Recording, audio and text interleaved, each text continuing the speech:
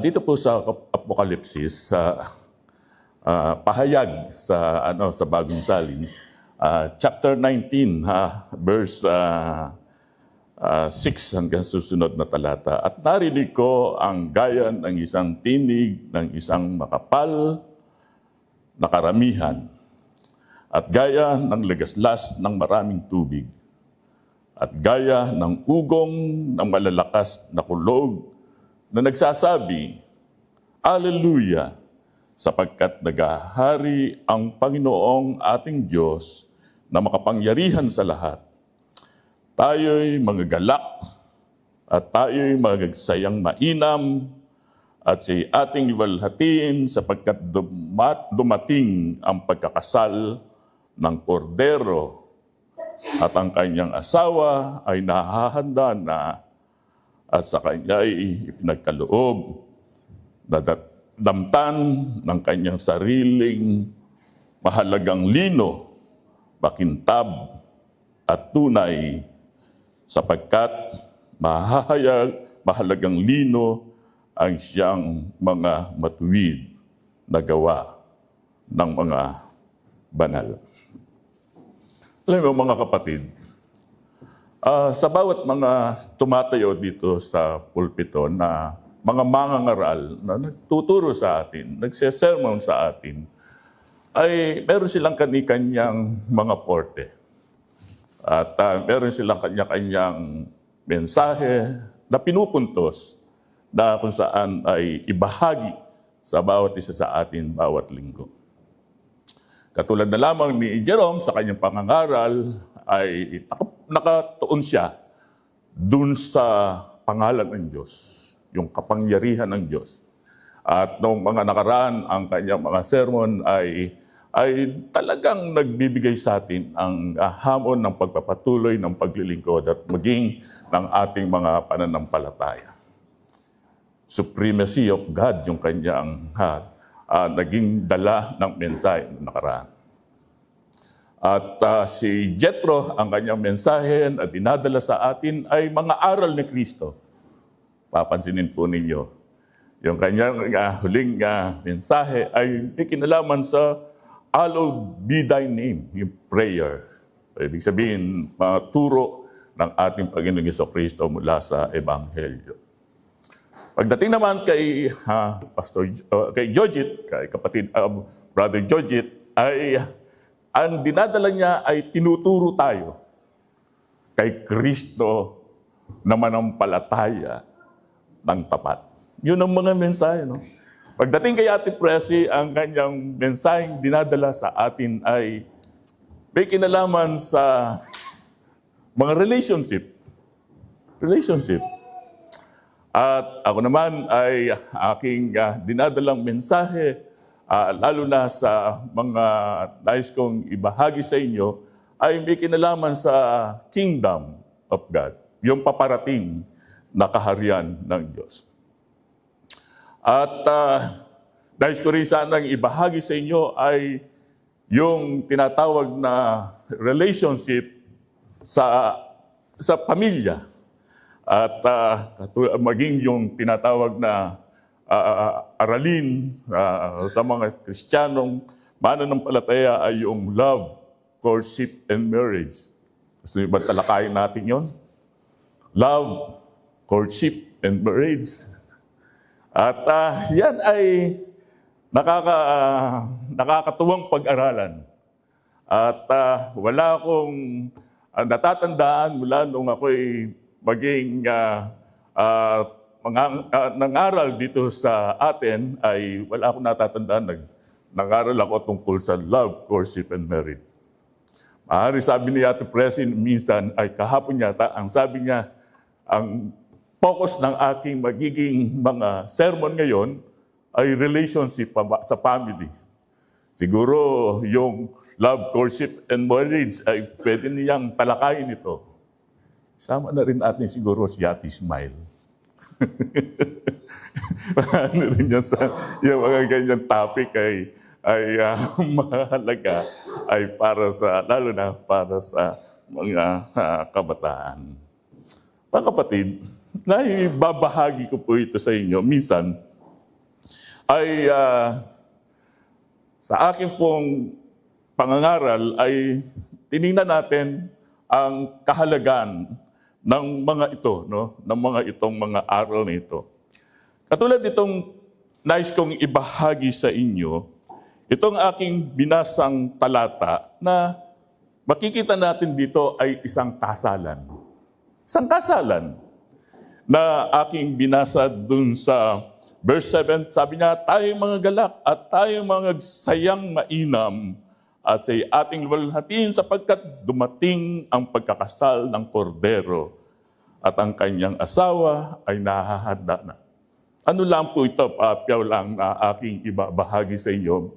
Medyo dito ang totoo ay si Jet ang siyang mag-sermon ngayong umaga, ay nais ko lamang pong i-share ng konti ang mensaheng ito at kailangan pang bigyan pa ng konti at marami pang mga pagkakataon na pag-aralan upang may ituro at may pangaral ng may kahusayan at merong kahandaan. Po. Pero ang nais ko pong ibahagi sa inyo, dito sa ano ito, marami sa banal na kasulatan, lalo na dito sa ebanghelyo, no, mga ebanghelyo, pagka pinag-uusapan na yung kaharian ng langit o kaharian ng Diyos, ay laging may kinalaman sa kasalan.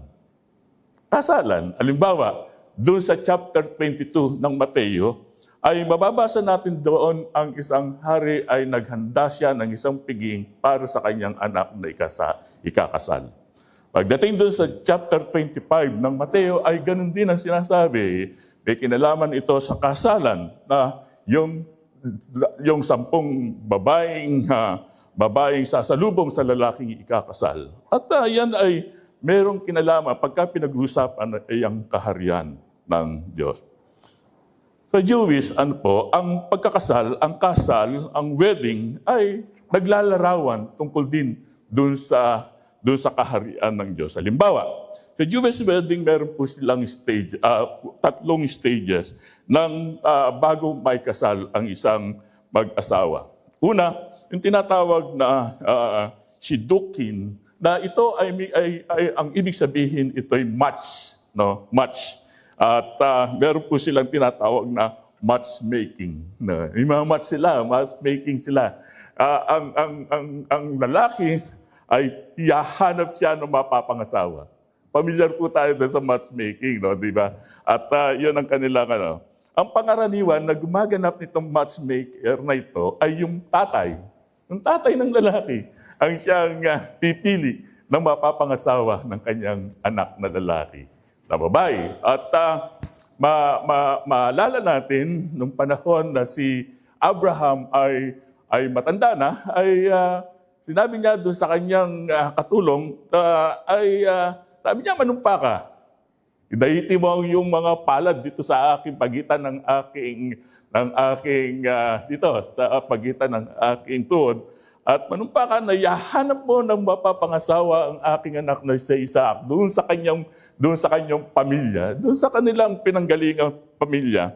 At yon ang kanilang ginawa. At doon naghanap yung inutusan ng kung sino yung mapapangasawa at napangasawa nga niya ay si Rebecca. Di ba? Yan at yung tatay ni si Abraham ang siyang doon sa chapter 24 ng Genesis, mababasa natin yon, ang tungkol sa pag-aasawa ni Isaac.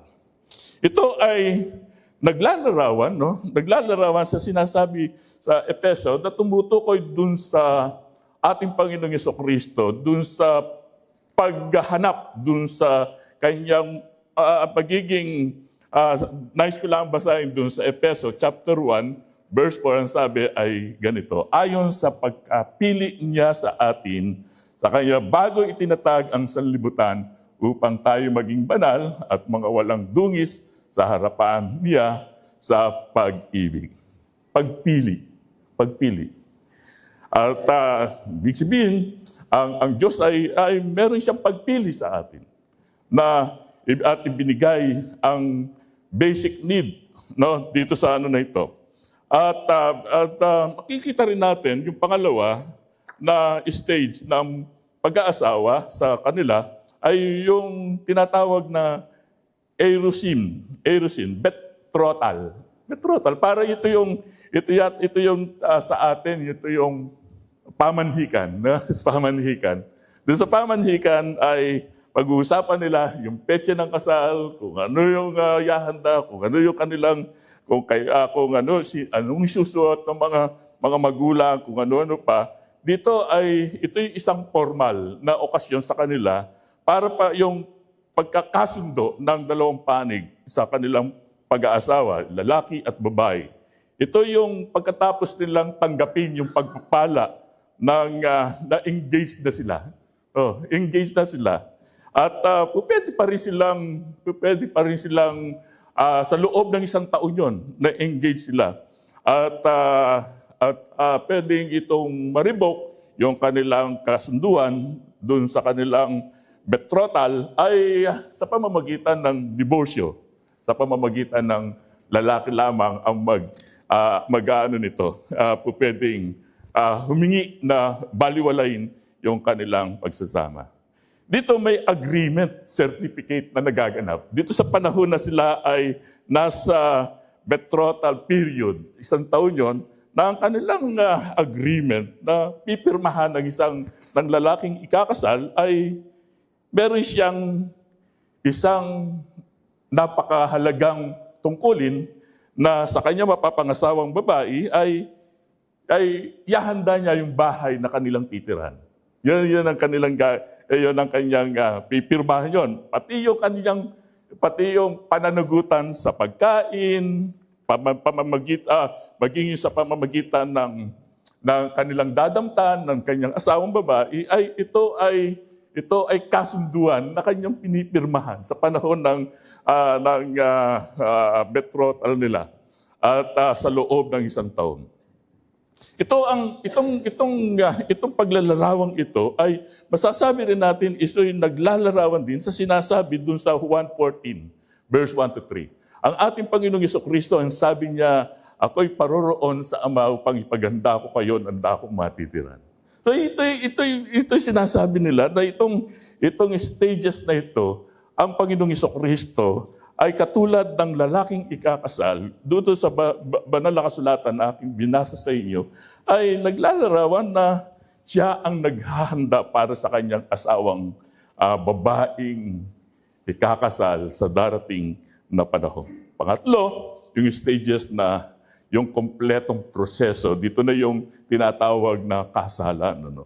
Yung groom ay pupunta na siya, after 1 year, pupunta na siya sa babaeng ikakasal na nasa pamamagitan ng udyat ng kanyang tatay. Siya na nagsasabi ang tatay. O sige, pumunta ka na dun sa yung sa babaeng ikakasal. Sasabihin niya dun sa lalaking ikakasal, sabi niya sa kanyang anak, nakahanda na ang lahat, sige, pumunta ka na dun sa babaeng ikakasal. Yun ay makikita natin, no?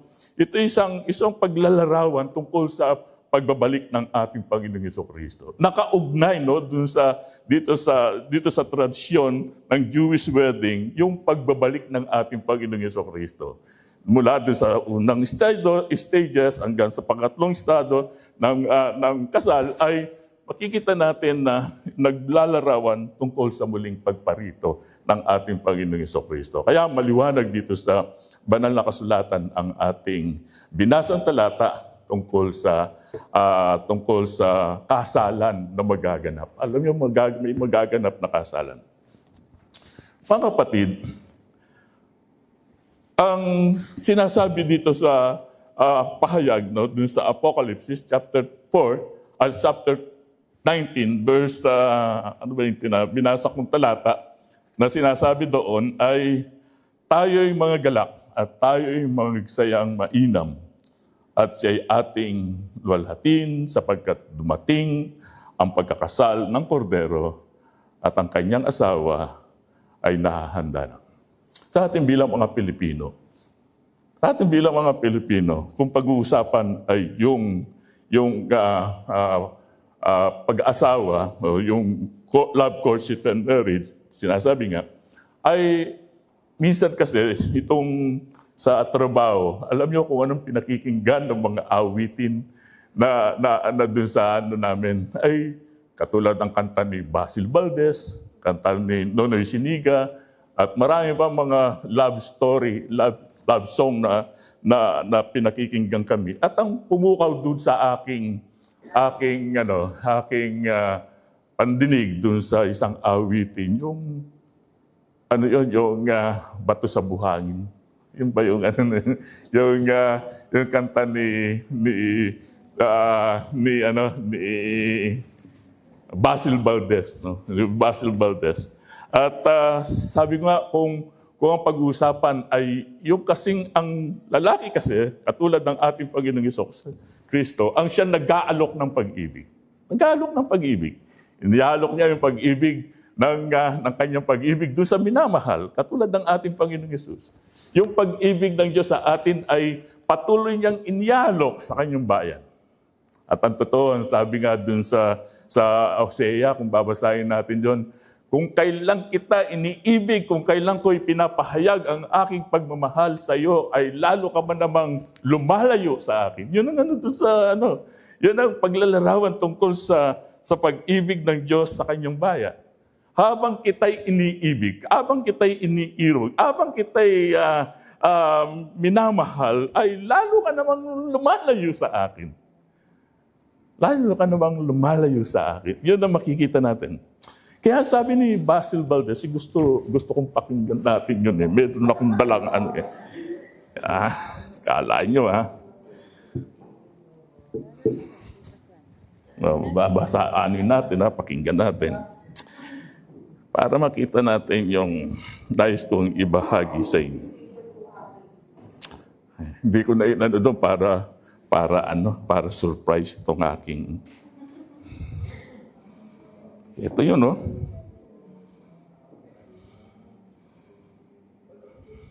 Kastilyong Buhangin. Kastilyong Buhangin.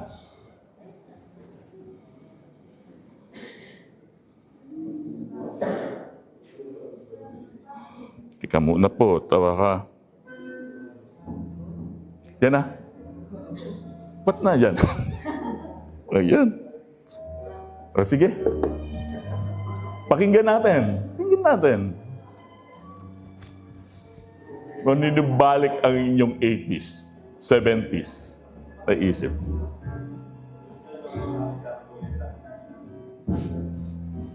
Ano ba?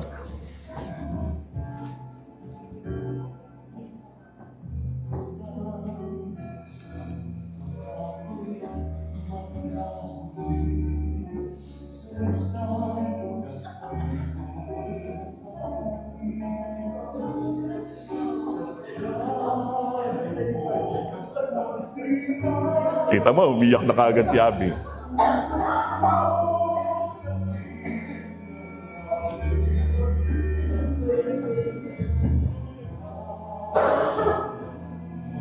Pakinggan natin mga kapatid, ang mensahe. Nung pinakikinggan kita, yung mensahe na napakalalim.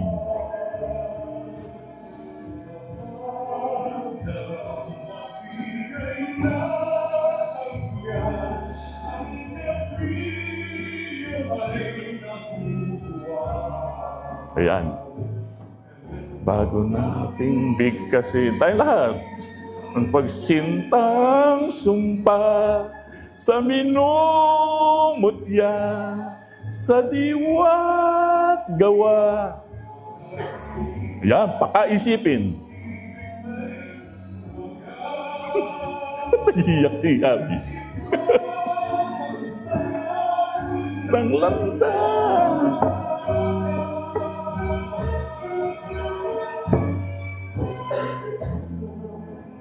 Yan, sige.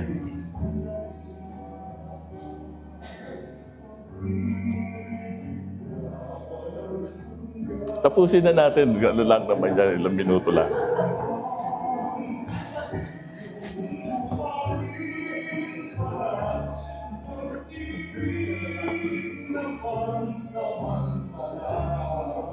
Yan, yan.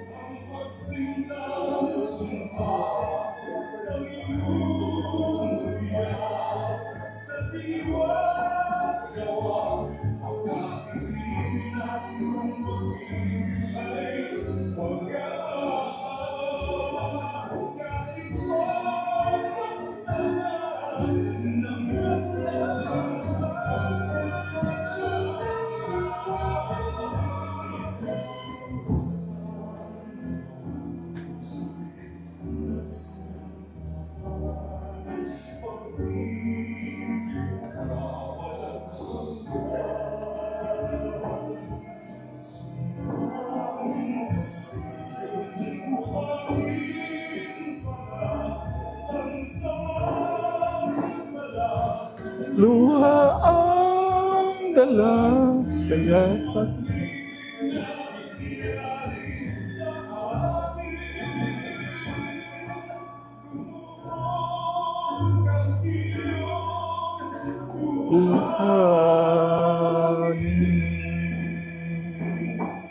galing, no? Ang galing ng kanta. Nakaka-relate po ba ang lahat dun sa kanta? Meron pang ka-awitin, gusto niyo pa rin ba? Ang awitin naman na wala akong nasabi kung hindi kumusta ka. Ang sabi doon ng kanta, doon sa kanta na yun yata si Nonoy Siniga, ang kumanta. Ang sabi niya, iniisip-isip kita na makita kita o ma-meet kita. Pero nung nagkaroon kayo ng pagkakataon na mag-meet sila, ang wala siyang nasabi, kung hindi, kumusta ka? No, kumusta ka? Pagkatapos, meron pa rin kanta na sinasabing, kung lalayo ka sa akin, dalhin mo na pati puso ko kasi hindi na siya uibig muli. Yun ang kanta, no?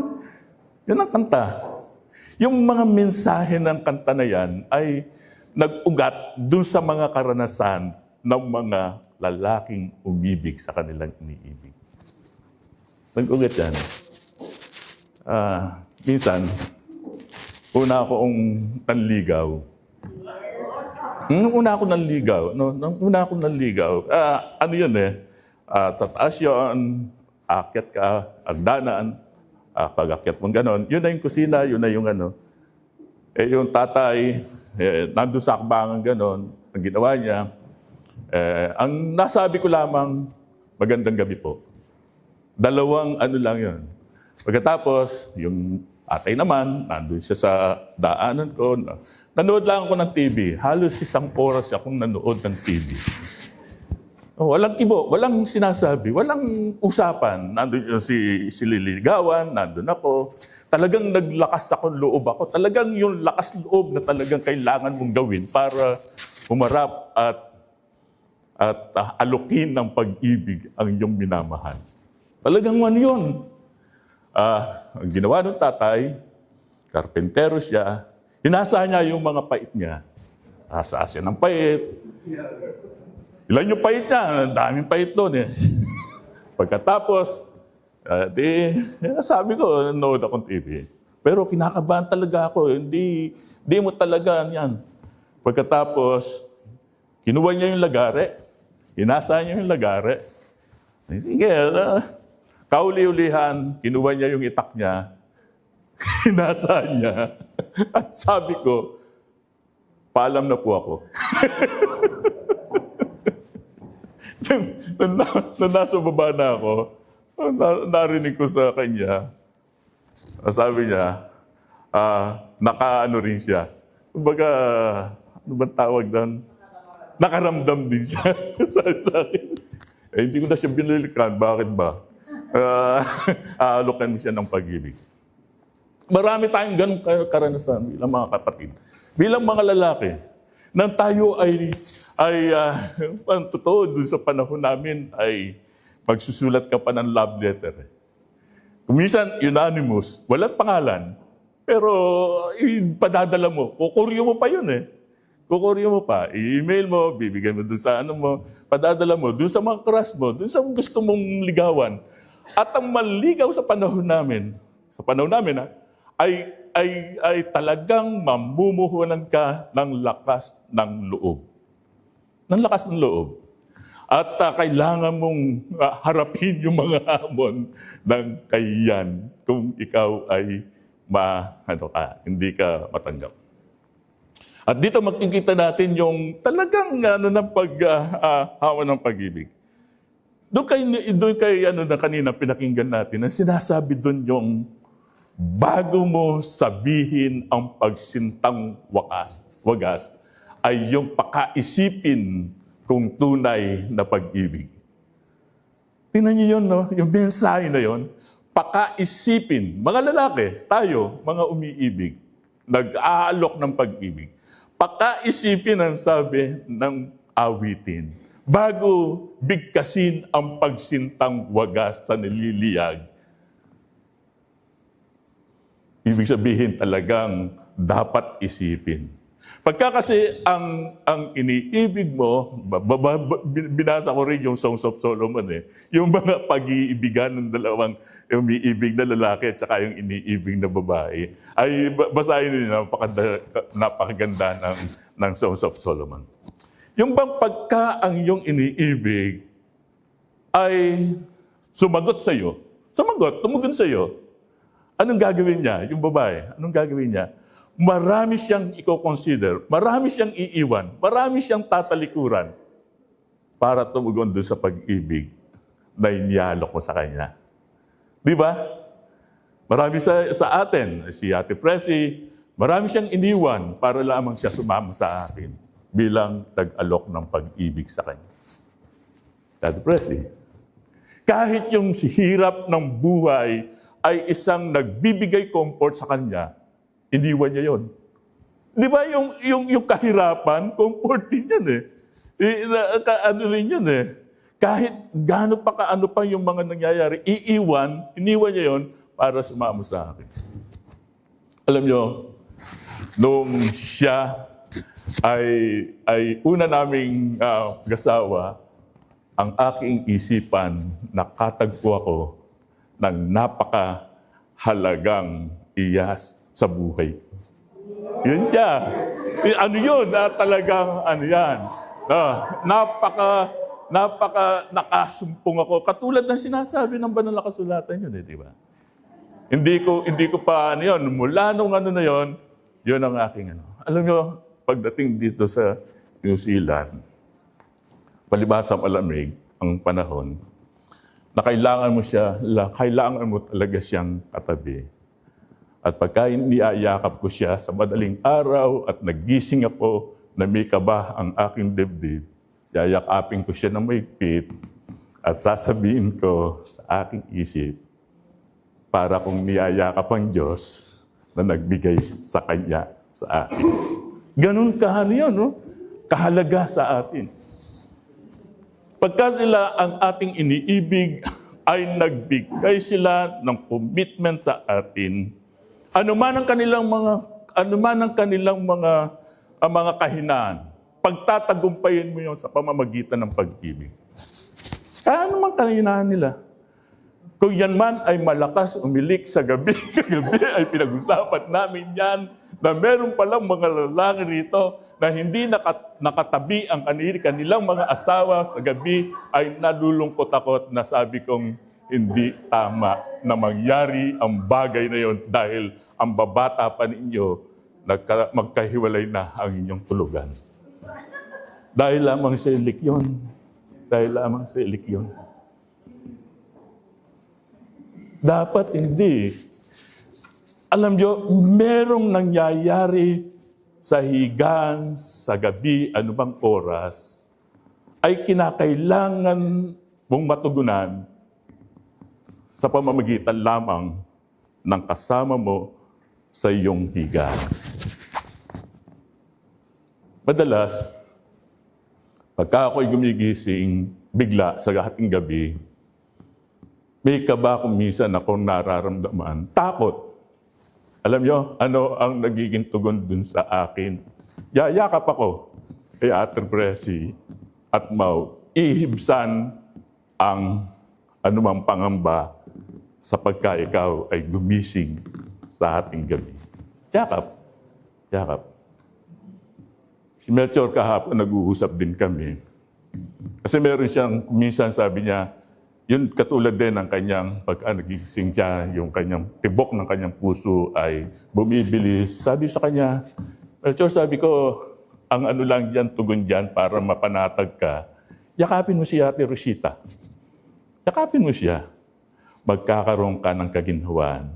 Ayaw niya nga nung magpayakap, pero sabi niya, pagka hinawakan ko yung kanyang kamay, nakakadama ako ng kaginhawaan. Tingnan niyo yun, no? Sa ano yan? Sa hating gabi, sa anumang nangyayari sa loob ng buong magdamag ng pagsasama ng mag-asawa, ay isang napakahalaga na magkatabi kayo. Katabi kayo. Lalo mong nauunawaan habang kayo ay nagsasama sa higaan kung sino ang iyong kasama sa higaan. Nararamdaman mo siya, nakikilala mo siya, ano ang kanyang mga kainan, at gayon din naman ako kung ano ang aking kainan. Mahalagang mga bagay sa atin bilang may mga asawang nag-aalok ng ating pag-ibig. Tumugon na sila. Ano man ang kanilang mga kainan, ano man ang kanilang mga ano kung minsan sa atin. Ang totoo, ang laging nagtatampo sa relationship ng mag-asawa ay ang malalaki. Mga kalalakihan, di ba? Napakadaling magtampo. Napakadaling magtampo ng lalaki. Naunahan ka lang ng tulog, hindi ka na makakatulog sa buong magdamag. Dahil nagtampo ka na hindi kanya, naunahan kanya ng pagtulog. Hindi ka na makakatulog. Eh, anong kailangan mo? Para maibsan yung pagtatampo mo, kailangan, lambingan ka. Eh kaso, kung minsan hindi nangyayari yung paglalambing na yung para maibsan ang iyong pagtatampo. Linggo na, halos isang buwan na, hindi kayo nag-uusap. Maganda. Kasi hindi niya pa ginagawa yung kanyang tungkulin para ikaw ay lambingin. Buwan na ang lumilipas, hindi pa rin nangyayari. At ang masama pa nun, totohanan, mga kababayan, kung nagtampo kami, mas tampon-tampo kayo, kung totoo. Di ba? Mas tampon-tampo kayo, kamukat-mukatan, kayo na yung galit, kayo pa yung kami na yung pinakamasama nun. Di ba? Kami na yung may kasalanan. Samantalang ang pinag-ugatan, nauna ka natulog. Dapat meron pa tayong gagawin, nauna ka natulog, nagtampo ako dahil nauna ka natulog. Yan ang nangyayari, di ba? Pero, nag-aalok tayo ng pag-ibig, mga kalalakihan. Pagtiisin natin sila. Hindi naman, Yung bahagi ng ating relationship bilang mga mag-aasa-asawa ay nakikita natin ang kagandahan nito habang tayo nagpapatuloy sa ating pagsasama bilang mag-asawa. Itong aking mga anak, si Jerome, biro mo si Abby, iniwan niya yung kanyang buhay sa Pilipinas. Sumama siya kay Jerome. Si Janet, iniwan niya yung kaibigan, iniwan niya yung pamilya, iniwan niya yung career. May career si Janet. Sumama siya kay Jethro.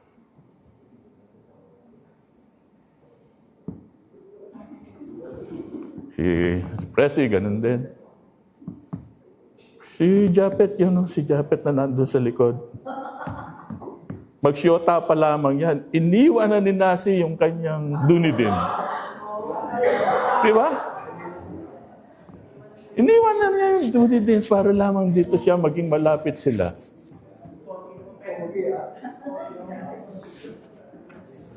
Marami sa atin. Ito si Kuya Nelson. Ito yung asawa niya iniwan niya rin yung Pilipinas. Nag-iwan tayo. Nag-iniwan ninyo yung mga bagay na Kasi yun talagang tunay dapat mangyari.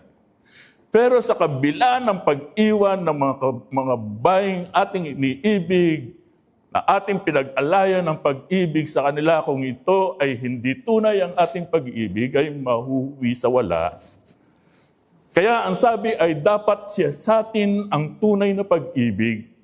Kung ang tunay ang pag-ibig mo sa iyong minamahal, sa iyong iniibig, kaya ano pa ang kanyang buhay, ano man ang kanyang ugali, ano man ang kanyang nararamdaman, sakit man, ay ihigitan mo ito ng pag-ibig. Mga kapatid, ang pag-ibig ay naghihilom ng sugat ng damdamin. May mga sugat ng damdamin. May mga panahon, may mga karanasan tayo sa buhay natin bilang tayo ay mga bata, makabataan. Yung babae, yung lalaki, ay meron tayong kani-kanyang mga karanasan na nagdadala sa atin ng kung ano ang magiging buhay natin, kabigatan sa ating mga pasat. Pero sa panahon na tayo ay magkakaroon na ng kasama o partner o kaasawa sa buhay, yung mga sugat ng damdamin yon ay tumutulong upang pagpaghilumin ito sa pamamagitan ng pag-ibig ng lalaking umiibig sa kanyang asawang babae. Na-experience yung po ba yun? May mga karanasan din kami, si Ate Presi, no? Nagsasalita ako. May mga rin dyan, karanasan din yan, na sa tingin ko, sa panahon ng aming pagsasama ay may mga naghilom sa kanyang mga sugat ng damdamin. Paging sa akin, ganun din. Meron din akong mga karanasan sa buhay ko na nagbibigay kabigatan sa akin, pero sa panahon na kami nagsasama ay nagkaroon ng paghilom. Kala natin ganun lang ang pagsasama ng mag-asawa? Hindi. Kung hindi habang nagsasama sila, ang bawat isa't isa sa kanila ay nagbibigayan sila upang ang paghilom sa anumang mga sugat ng kabataan o ng pagkabata ay maghihilom. Kasi nananatili, nangingibabaw ay ang pag-ibig at ang pagmamahal sa kanyang iniibig na asawa. Guro, ganun lang po muna. Ay mga kapatid, parang yung paningin niyo sa akin na. Tuloy natin. Yan. So yun, no? Yun. Tayo yung ating kailangan yung manatili ang ating pag-ibig at pagsasama. At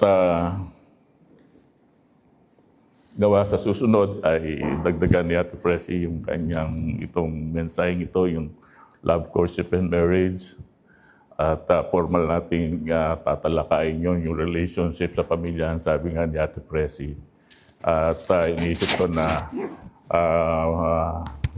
may mga kabataan tayo, may mga anak tayo na pinalalaki na dapat maituro rin yung ganung bagay na mga katuruan sa ating church. No? Hindi lamang yung mga may kinalaman sa buhay spiritual, kundi yung relationship mismo sa atin, no? At sa ating pamilya, sa ating mga kapatid, sa ating mga magulang, at sa ating mga kaibigan. Tayo pong lahat ay tumayo, tayo manalangin. Ama naming Diyos na makapangyarihan sa lahat, pinupuri ka namin, pinasasalamatan ka namin ngayong umaga sa iyong pagpapala sa amin, sa pagtugon mo sa aming mga pangangailangan. Papasalamat kami, o dakilang Diyos, na kami bilang mga lalaki ay binigyan mo ng mga katuwang sa aming buhay, aming mga asawang mga babae. Dakilang Diyos, maraming salamat po sa pangunawa na kanilang ginagawa. Kami man bilang mga lalaking umiibig sa kanila ay nagkukulang. At ang dalangin po namin na higitin mo ng pag-ibig ang anumang mga kainaang namamagitan sa bawat mga mag-asawa. Sa aming mga anak, sa mga kabataan, sa mga bata, maaaring magkakaroon din sila at pagkakaluban mo rin sila ng kanilang magiging kapartner sa buhay. Lalaki at babaeng ito ng mga kabataan at mga bata. Dakilang Diyos ang amin pong nasa ay pahihanda rin sila sa kanilang kinabukasan, sa kanilang pag-aasawa.